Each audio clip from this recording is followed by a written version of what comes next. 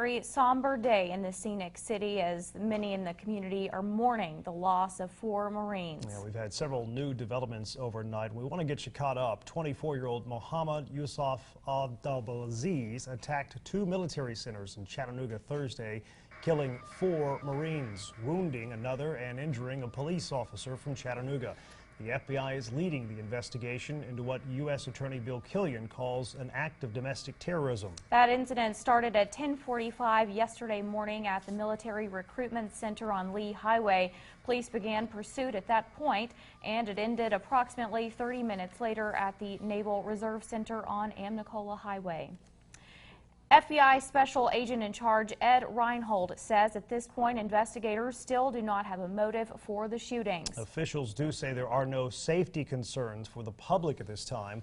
Federal law enforcement officials say Mohammed Yusuf Abdulaziz was born in Kuwait and became a naturalized U.S. citizen. His father is from Nablus in the West Bank and his mother is from Kuwait.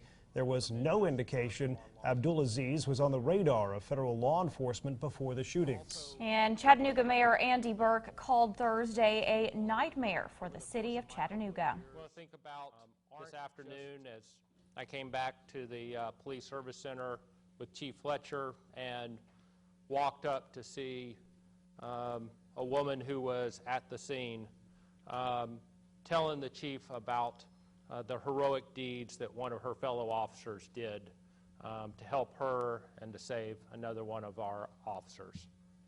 I'm going to think about another officer who was at the scene who engaged the criminal, telling us about how the training that he had received helped make sure that the actions didn't have greater effect. And I'm going to think about another officer who is truly my friend, who as I hugged him and said, "Good job," shook just a little bit. And another press conference will take place at 3 p.m. this afternoon. Well, we've told you about the 2 shooting locations in Chattanooga, but a lot of activity also took place at a neighborhood in Hickson. That's right. Dozens of armed police officers, and vehicles and helicopters circled over Colonial Shores in Hickson all afternoon Thursday. Family friends say they never thought that their neighbor would ever be connected to acts of crime or terror.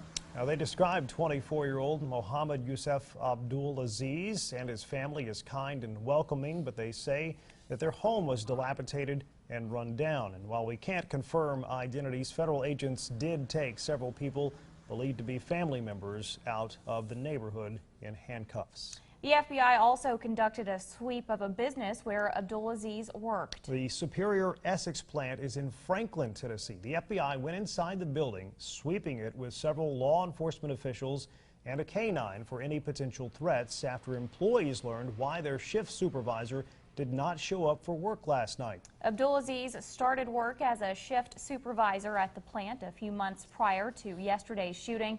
He was supposed to be at work at 7 p.m. last night, but officials who didn't want to be named say that Abdulaziz had been calling in sick for a few days, and Superior Essex makes wires and cables.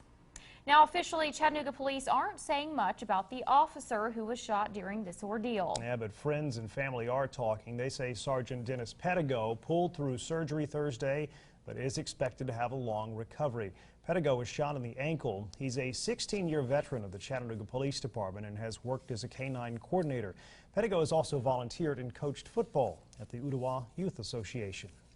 Now, in the midst of yesterday's crisis in the community, many people look to their faith for strength and answers. Prayer vigils were held around the city in response to this need. And the pews were filled at Redemption Point Church on Bailey Avenue to hear the pastor's message of love and prayer instead of anger and retaliation. Now, church officials did say that over 70% of the crowd that turned out last night were not members of the church. And there will be several prayer services happening around the area today at UTC. The Student Veterans Organization is holding a vigil on campus at 9 a.m. at the 5th Street flagpole, and it is open to the public. The Bessie Smith Cultural Center will be hosting a prayer vigil on the lawn of the center today at 5:30 p.m. and Olivet Baptist Church will have an interfaith prayer vigil at 5:30 p.m. And a memorial outside of the recruiting center on Lee Highway continues to grow. It's become a destination for Chattanoogaans wanting to send thoughts and prayers to those directly impacted by yesterday's event. The shootings hit close to home for an Ottawa veteran. 4 years ago, Matthew Spurgeon walked through those doors at the recruiting center to join the Air Force.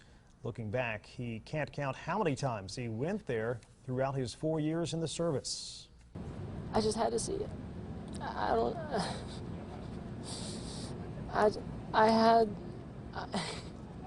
had to pay my respects. Spurgeon saluted those serving before leaving the site. Our time